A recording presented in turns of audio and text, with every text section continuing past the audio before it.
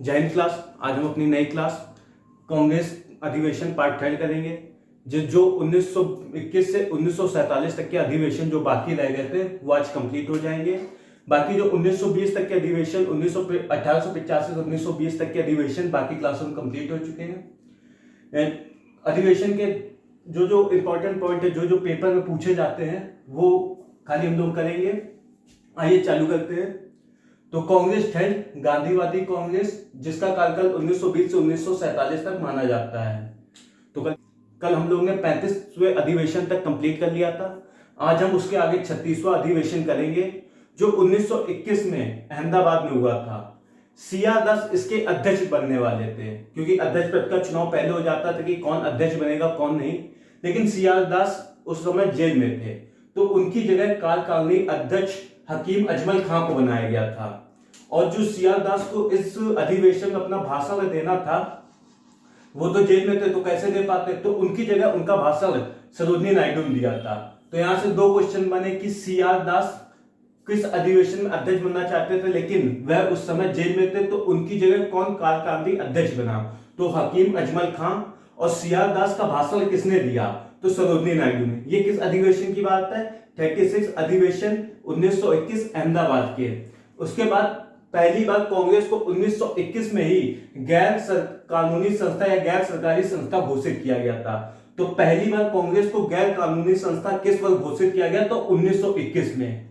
चलिए 36वां अधिवेशन के आगे चलते हैं। 37वां अधिवेशन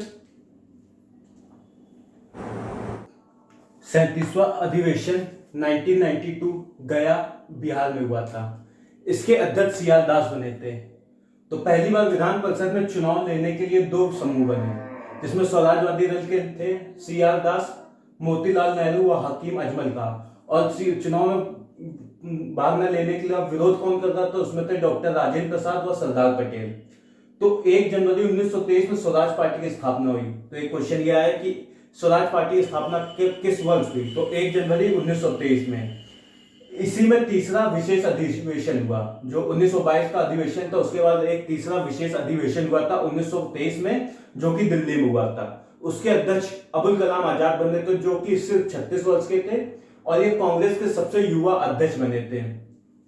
इसमें इस अधिवेशन, जो तीसरा विशेष अधिवेशन था, इसमें स्वराज पार्टी को चुनाव में भाग लेने की अनुमति दी गई थी। इससे पहले की जो दो विशेष अधिवेशन थे, पहला विशेष अधिवेशन 1918 बंबई में हुआ था। किसकी अध्यक्षता में, सैयद हसन इमाम की अध्यक्षता में। इसमें मौलिक अधिकारों की मांग की गई थी प्रथम बार विशेष अधिवेशन, पहला विशेष अधिवेशन में, और लेकिन जो पास नहीं हो पाई थी। और दूसरा विशेष अधिवेशन 1920 कलकत्ता में हुआ था, जिसकी अध्यक्षता लाला लाजपत राय ने की थी। इसमें असहयोग प्रस्ताव पारित हुआ था, किसके द्वारा, सीआर दास द्वारा लाया गया था। तो पहला विशेष अधिवेशन 1918 बंबई, अध्यक्ष सैयद हसन इमाम। दूसरा विशेष अधिवेशन सितंबर 1920 कलकत्ता, अध्यक्ष लाला लाजपत राय। और तीसरा विशेष अधिवेशन 1923 दिल्ली में, और अध्यक्ष अबुल कलाम आजाद, सबसे कम उम्र के अध्यक्ष अबुल कलाम आजाद। तो ये 6-7 क्वेश्चन है जो पेपर में कई बार पूछे जा चुके हैं। चलिए इसके आगे चलते हैं। 38वां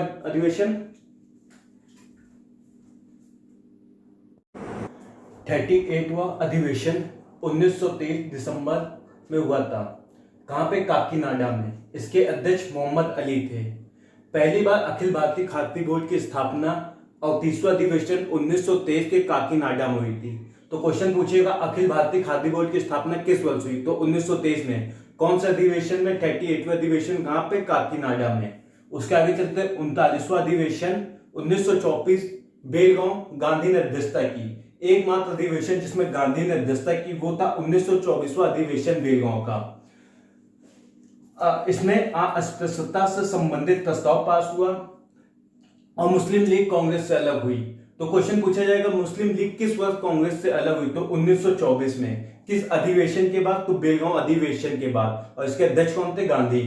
40वां अधिवेशन 1925 कहां हुआ, कानपुर में। इसकी अध्यक्षता सरोजिनी नायडू ने की थी। यह प्रथम भारतीय महिला जिन्होंने कांग्रेस की अध्यक्षता की। वह पहली महिला या ब्रिटिश महिला जिसने कांग्रेस की अध्यक्षता की तो वो थी एनी बेसेंट। कौन से अधिवेशन में, 1917 कलकत्ता के। 1925वें के अधिवेशन में हिंदी को राष्ट्रीय भाषा के रूप में इस्तेमाल किया गया। तो क्वेश्चन बनेगा कि कौन से अधिवेशन में हिंदी को राष्ट्रीय भाषा के रूप में अनिवार्य की कौन से अधिवेशन में हिंदी को राष्ट्रीय भाषा के रूप में इस्तेमाल किया गया? तो 40वां अधिवेशन 1925 का कानपुर का था। और हजरत मोहनी द्वारा पूर्ण स्वराज का प्रस्ताव रखा गया परंतु पास न हुआ। यहाँ इसमें क्वेश्चन बनेगी कौन कानपुर के अधिवेशन में किसने पूर्ण स्वराज का प्रस्ताव रखा? तो उसका आंसर होगा हजरत मोहनी। चलिए आगे चलते हैं। 41वां अधिवेशन 1926 में हुआ गुवाहाटी में। इसके अध्यक्ष श्रीनिवास अयंगर थे। तो प्रथम बार कांग्रेस के सदस्यों के लिए खादी पहनना अनिवार्य कर दिया गया। तो क्वेश्चन पूछेगा किस अधिवेशन में कांग्रेस के सदस्यों के लिए खादी पहनना अनिवार्य कर दिया गया था? तो 41वां अधिवेशन 1926 के गुवाहाटी अधिवेशन में। अगला अधिवेशन है 42 1927 में हुआ था जो कि मद्रास में। इसके अध्यक्ष एम ए अंसारी थे। इसमें क्या क्या हुआ था? साइमन कमीशन का विरोध करने की बात हुई थी। जेल नेहरू व सुभाष द्वारा पूर्ण स्वराज का प्रस्ताव रखा गया था परंतु पास न हुआ। तो इसमें दो क्वेश्चन ये बने कि साइमन कमीशन का विरोध करने के बाद किस अधिवेशन में की गई? तो 1927 के मद्रास अधिवेशन में। वह जेल नेहरू व सुभाष द्वारा पूर्ण स्वराज की प्रस्ताव किस अधिवेशन रखा गया? वो मद्रास के 1927 के अधिवेशन और उसके अध्यक्ष एम ए अंसारी थे। इसके बाद आते हैं 42वां अधिवेशन जो 1943 होगा, सॉरी 43 अधिवेशन नंबर 43 जो 1928 में कलकत्ता में हुआ था। इसकी अध्यक्षता मोतीलाल नेहरू की थी। नेहरू रिपोर्ट प्रस्तुत हुई थी। सुभाष व जेएल नेहरू द्वारा युवा कांग्रेस की स्थापना हुई। तो क्वेश्चन पूछेगा युवा कांग्रेस की स्थापना किनके द्वारा हुई? तो उसका उत्तर है सुभाष व जेएल नेहरू द्वारा। और कौन से अधिवेशन में हुई? तो 1928 के कलकत्ता अधिवेशन में हुई। और विदेश विभाग की स्थापना भी कलकत्ता के 1928 अधिवेशन में हुई। ये भी एक क्वेश्चन है जो पेपर में बहुत पूछा जा चुका है। विदेश विभाग की स्थापना कांग्रेस के किस अधिवेशन? तो 1928 के कलकत्ता अधिवेशन में। और इसके अध्यक्ष मोतीलाल नेहरू थे।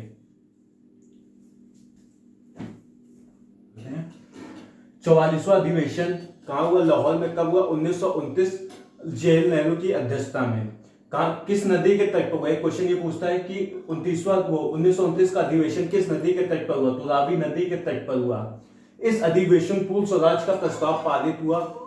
26 जनवरी स्वतंत्रता दिवस बनाने का निश्चय हुआ। जो आने वाली 26 जनवरी थी उसको स्वतंत्रता दिवस के रूप में बनाने का निश्चय किया गया था। और सविनय अवज्ञा आंदोलन शुरू करने की अनुमति भी 1929 के लाहौर अधिवेशन में हुआ था, अनुमति दी गई थी। तो इससे दो क्वेश्चन बनते हैं कि कौन से अधिवेशन में 26 जनवरी को स्वतंत्रता दिवस के रूप में बनाने का निश्चय किया गया था? तो 1929 का लाहौर अधिवेशन था। और सविनय अवज्ञा आंदोलन शुरू करने की अनुमति कौन सा अधिवेशन दी गई थी? तो वो भी 1929 का लाहौर अधिवेशन था। और 1930 पहला वर्ष था जिस वर्ष कांग्रेस का कोई भी अधिवेशन नहीं हुआ क्योंकि कांग्रेस सविनय अवज्ञा आंदोलन में व्यस्त थी। तो क्वेश्चन ये पूछेगा कि कांग्रेस का किस वर्ष अधिवेशन नहीं हुआ? तो पहला वर्ष था 1930। उसके बाद चलते हैं 45वां अधिवेशन जो कि कराची में हुआ 1931 में। इसके अध्यक्ष सरदार वल्लभ भाई पटेल थे। इसमें मौलिक अधिकारों का प्रस्ताव पारित हुआ। इसमें गांधी का विरोध हुआ, गांधी इरविन समझौते के कारण। गांधी इरविन समझौता 5 मार्च 1931 को लंदन में हुआ था द्वितीय गोलमेज सम्मेलन के। इसमें 11 सूत्री मांगी गई गांधी द्वारा रखी गई थी। तो ये गांधी इरविन समझौता हम आगे की क्लास में देखेंगे। अभी खाली इतना याद कर ले, गांधी इरविन समझौता 5 मार्च 1931 को लंदन में द्वितीय गोलमेज सम्मेलन के दौरान हुआ था। इसी अधिवेशन में गांधी ने कहा था कि गांधी मर सकता है परंतु गांधीवाद नहीं।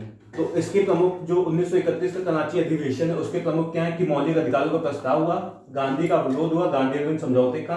और गांधी ने इस अधिवेशन में कहा था कि गांधी मर सकता है परंतु गांधीवाद नहीं। चलिए आगे चलते हैं 46वां अधिवेशन।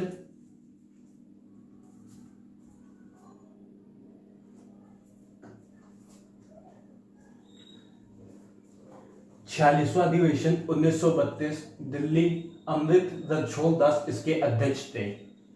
अध्यक्ष मदन मोहन मालवीय को दिल्ली अधिवेशन बनना था लेकिन मदन मोहन मालवीय उस समय जेल में थे तो उनकी जगह कार्यकारी अध्यक्ष अमृत रणछोड़ दास को बनाया गया।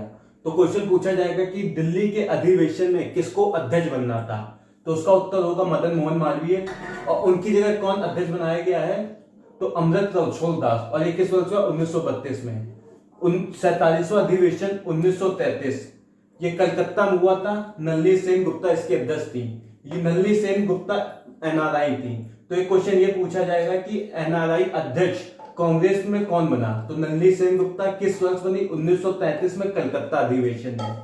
और जो सबसे ज्यादा अधिवेशन कलकत्ता में, फिर उसके बाद बंबई में हुए थे कांग्रेस के। उसके बाद 48वां अधिवेशन 1934 बंबई में हुआ। किसके अध्यक्षता में? डॉक्टर राजेंद्र प्रसाद। कांग्रेस के अधीन ही समाजवादी दल की स्थापना हुई थी। तो समाजवादी दल की स्थापना कांग्रेस के अधीन किस वर्ष हुई? तो 1934 में बंबई अधिवेशन में। उसके बाद 1935 में कोई अधिवेशन हुआ। जैसे 1930 में भी कोई अधिवेशन नहीं होता सबने अवज्ञा आंदोलन के पीछे, वैसे ही 1935 में भी कोई अधिवेशन नहीं हुआ। उसके आगे चलते 49वां अधिवेशन जो कि 1936 में लखनऊ में हुआ था, जवाहरलाल नेहरू की अध्यक्षता में। कांग्रेस का लक्ष्य समाजवादी घोषित हुआ। कांग्रेस पार्लियामेंट्री बोर्ड की स्थापना हुई। नेहरू ने कहा कि मैं समाजवादी, मेरा लक्ष्य समाजवाद स्थापित करना है। तो कांग्रेस का लक्ष्य 1936 के लखनऊ अधिवेशन में क्या था? कि समाजवादी घोषित होना। और आज प्रथम मतलब कि प्रेजेंट टाइम कांग्रेस का लक्ष्य खाली एक, मोदी को हराना। आगे कांग्रेस पार्लियामेंट बोर्ड की स्थापना किस वर्ष हुई? तो 1936 के लखनऊ अधिवेशन में हुई। और नेहरू ने क्या कहा? मैं समाजवादी हूं, मेरा लक्ष्य समाजवादी स्थापित करना है। या अखिलेश भैया अगर देख रहे हो तो 2022 के चुनाव में ये लाइन बोल सकते हैं कि मैं समाजवादी हूं, मेरा लक्ष्य समाजवाद स्थापित करना है। लेकिन यह लाइन नेहरू ने कही थी 1936 के लखनऊ अधिवेशन। चलिए आगे चलते हैं। 50वां अधिवेशन 1936 जो फैजपुर में हुआ था, जवाहरलाल नेहरू की अध्यक्षता में। प्रथम अधिवेशन जो किसी गांव में हुआ था। लेकिन 1936 का अधिवेशन को 1937 का अधिवेशन ही कहा जाता है। इस अधिवेशन जो 1936 का फैजपुर अधिवेशन था, इसमें 13 सूत्रीय कृषि कार्यक्रम घोषित किए गए थे और इसी अधिवेशन में 1000 किसानों ने भाग लिया। तो क्वेश्चन इस प्रकार पूछा जाएगा कि कौन सा अधिवेशन प्रथम बार किसी गांव में किया गया? तो फैजपुर 1936 या 1937 का अधिवेशन इसे कहा जाता है। और इस अधिवेशन 13 सूत्रीय कृषि कार्यक्रमों को घोषित किया गया। और एक क्वेश्चन ये पूछा जाता है कि कितने किसानों ने इस अधिवेशन में भाग लिया? तो 1000 किसानों ने फैजपुर अधिवेशन में भाग लिया। उसके बाद आते हैं 51वां अधिवेशन जो 1938 में हरिपुरा में हुआ था। इसके अध्यक्ष सुभाष चंद्र बोस थे। भारतीय रियासतों को भी स्वतंत्रता के आंदोलन में शामिल किया गया था। यह पहला अधिवेशन था जिसमें भारतीय रियासतों को भी स्वतंत्रता आंदोलन में शामिल किया गया था। और इसी हरिपुरा अधिवेशन में राष्ट्रीय नियोजन समिति का गठन किया गया था जिसके अध्यक्ष JL नेहरू बनाए गए थे। तो राष्ट्रीय नियोजन समिति के अध्यक्ष JL नेहरू किस अधिवेशन में लागू हुई? 1938 के हरिपुरा अधिवेशन में। 1938 के हरिपुरा अधिवेशन के अध्यक्ष सुभाष चंद्र बोस थे। चलिए आगे चलते हैं। 52वां अधिवेशन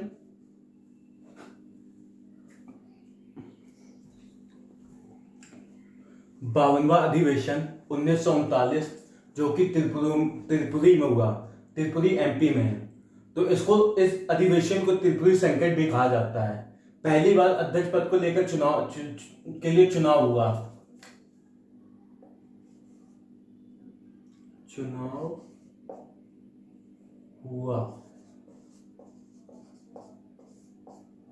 पहली बार अध्यक्ष पद को लेकर चुनाव हुआ। सुभाष व गांधी के उम्मीदवार पट्टाभी सीतारमैया के बीच। सुभाष ने गांधी के उम्मीदवार पट्टाभी सीतारमैया को हराया। सुभाष को कुल 1580 वोट मिले और पट्टाभी सीतारमैया को 1377 वोट मिले। कई बार ये वोटों की संख्या भी पूछ लेता है कि किसको कितने वोट मिले। इसके बाद अध्यक्ष सुभाष बने। लेकिन सुभाष का कार्यकारिणी गठन को लेकर गांधी से विवाद हो गया था जिसके बाद सुभाष ने कांग्रेस से त्यागपत्र दे दिया था। इसके बाद डॉक्टर राजेंद्र प्रसाद अध्यक्ष बने। तो इसमें क्वेश्चन क्या क्या पूछेगा कि सुभाष ने किसको हराया? तो सुभाष ने पट्टाभी सीतारमैया को हराया। और पट्टाभी सीतारमैया को किसने उम्मीदवार के रूप में खड़ा किया? तो गांधी ने खड़ा किया। और पहली बार अध्यक्ष पद को लेकर चुनाव हुआ था किस अधिवेशन में? त्रिपुरी के 1939 के अधिवेशन में। और इसके बाद सुभाष के बाद कौन अध्यक्ष बना? डॉक्टर राजेंद्र प्रसाद अध्यक्ष बने। चलिए इसके आगे चलते हैं। चलिए चालू करते हैं। 53वां अधिवेशन मार्च 1940 में रामगढ़ बिहार में हुआ था। इसके अध्यक्ष मौलाना अबुल कलाम आजाद थे। सबसे लंबे समय तक अध्यक्ष रहे क्योंकि 1940 के बाद सीधे अधिवेशन 1946 में होता है। तो 1940 से लेकर 1946 तक के कांग्रेस के अध्यक्ष मौलाना अबुल कलाम आजाद रहे। सबसे लंबे समय तक। कांग्रेस को गैर कानूनी संस्था घोषित किया गया था 1940 के अधिवेशन में। फिर 1941 से 1945 तक कांग्रेस का कोई भी अधिवेशन नहीं हुआ, क्योंकि उस समय वर्ल्ड वॉर सेकेंड चल रहा था। 1942 में कांग्रेस ने भारत छोड़ो आंदोलन शुरू किया था। तो भारत छोड़ो आंदोलन किस वर्ष शुरू हुआ? 1942 में। 54वां सेशन जो कांग्रेस का था वो मेरठ में हुआ था 1946 में। उसकी अध्यक्षता जेपी कृपलानी ने की थी। तो यहाँ से क्वेश्चन पूछा जाता, आजादी के समय कांग्रेस का अध्यक्ष कौन था? तो उसके अध्यक्ष जेपी कृपलानी थे। लेकिन आजादी के ठीक कुछ दिनों बाद नवंबर 1947 में जेपी कृपलानी ने अपने पद से इस्तीफा दे दिया था, जिसके बाद डॉक्टर राजेंद्र प्रसाद अध्यक्ष बने थे। डॉक्टर राजेंद्र प्रसाद वो थे जो कोई भी कांग्रेस में कुछ भी संकट होता था या कोई अपने पद से इस्तीफा देता था, उसके बाद अध्यक्ष डॉक्टर राजेंद्र प्रसाद ही बनाए जाते थे। तो आजादी के समय कांग्रेस के अध्यक्ष जेपी कृपलानी थे। ये याद करिए, ये याद रखिए, ये बहुत ही महत्वपूर्ण क्वेश्चन है। चलिए,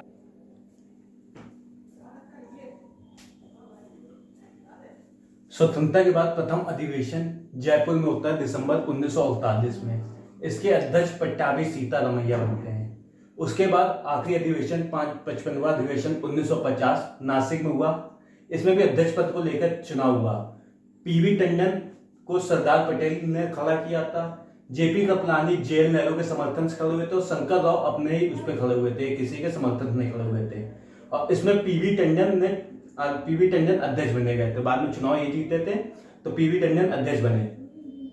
इसके बाद 1950 के बाद से सीधे जेल नेहरू ने अपने कांग्रेस का अध्यक्ष पद अपने अधीन कर लिया था। इनको हटा के, पीवी टंडन को अध्यक्ष पद से हटा के, जब तक वह रहे तब तक कांग्रेस का अध्यक्ष पद नेहरू के पास रहा।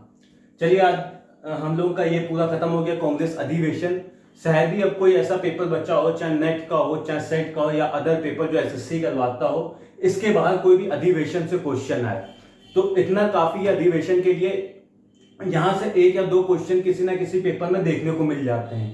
तो चलिए, आज के लिए यही क्लास समाप्त करते हैं। तो अगली क्लास में हम कल मिलते हैं। तो आज के लिए जय हिंद।